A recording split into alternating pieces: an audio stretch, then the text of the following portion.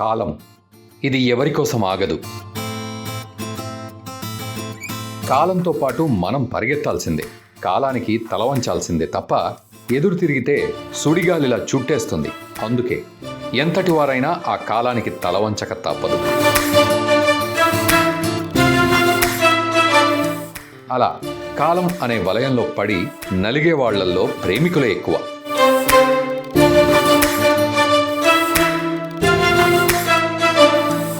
ఈ రోజుల్లో ఎంతమంది ప్రేమ కోసం కాలానికి ఎదురు నిలిచి వాళ్ల ప్రేమను కాపాడుకుంటున్నారు అంటే 100 మందిలో ఒక్కరని కూడా చెప్పొచ్చో లేదో.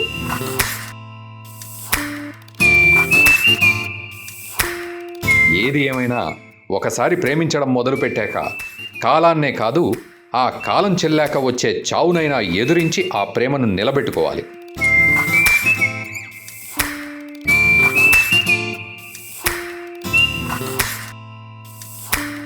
అలా ప్రేమ కోసం కాలానికే ఎదురు నిలిచిన ఒక పిచ్చి ప్రేమికుడి కథే ఇది.